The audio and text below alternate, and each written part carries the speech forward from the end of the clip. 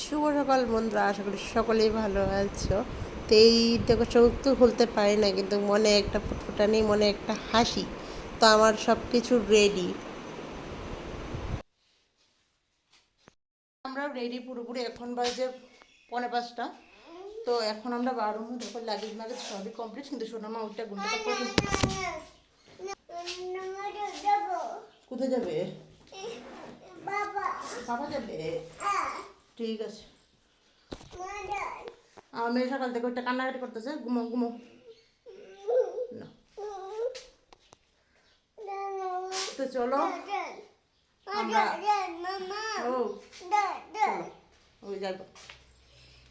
Finally আয়ে পড়ছি, কিন্তু খুবই কষ্ট হয়েছে, কারণ 4-5 ঘন্টা রাস্তা বাস দিয়ে এলাম।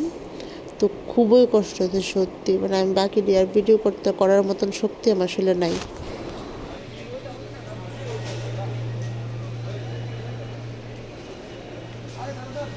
তারপর আর কি, কারণ গাড়ির আসার আমি এটা করলাম না ভিডিও, কারণ শরীর খুবই খারাপ। গাড়ি উঠা 2-3 ঘন্টা পর আবার শরীর খুব খারাপ, বমি টমি করা শেষ।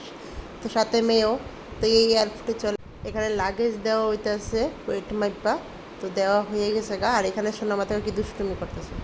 আর এইদিকে আমার মেয়ে দেখো, মানে নিজের ট্রলি নিয়ে ধাক্কায়া ধুকায়া এদিক থেকে ওই দিক, ওই দিক থেকে ওই দিক। এখন শরীরটা একটু তালে আছে, শরীরটা একটু ভালো আছে। এই দেখুন, মানে নিজের ইচ্ছা মতে নিজে যা ইচ্ছা হইতেছে তাই করতেছে, কারণ বাধা দেবেন না তো কেউই নেই, কারণ পাপা আছে সামনে। হ্যাঁ,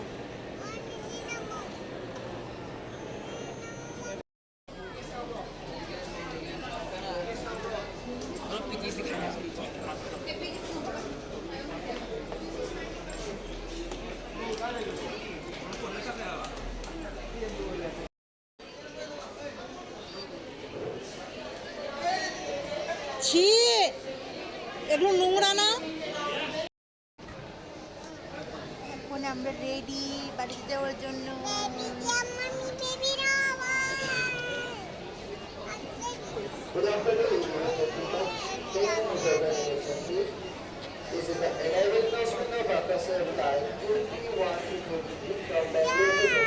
মনে এক আলাদা একটা আনন্দ, কিন্তু আবার ভয় ভয়ও, খুব ভয় ভয় লাগতেছে।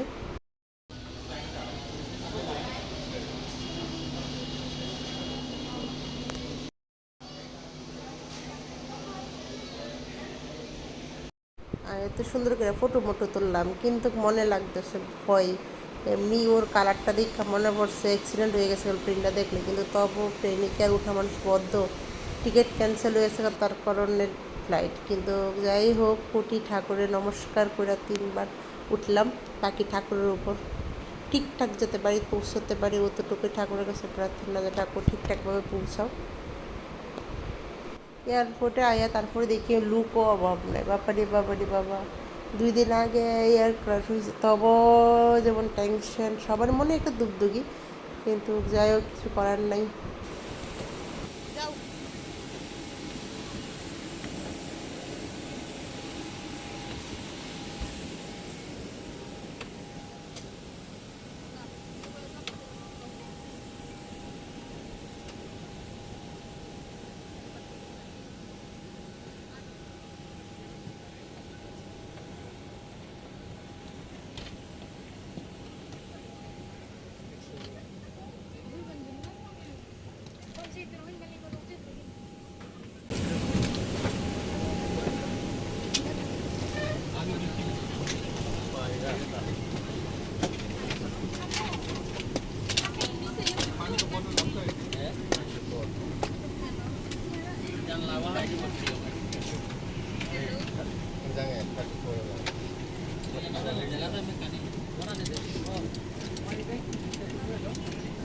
হ্যাঁ,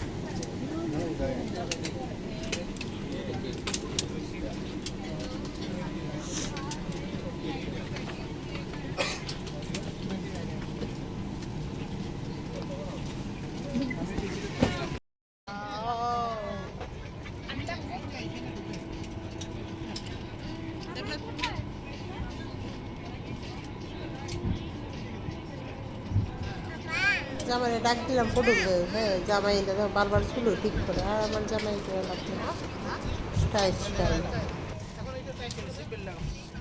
যাক ঠাকুরের আশীর্বাদে মাকালির আশীর্বাদে ঠিকঠাকভাবে ল্যান্ড হয়েছে খুবই ভালো লাগতেছে এই দেখো আমার বাড়ি আমার দেশ আমার জায়গা আমার ত্রিপুরা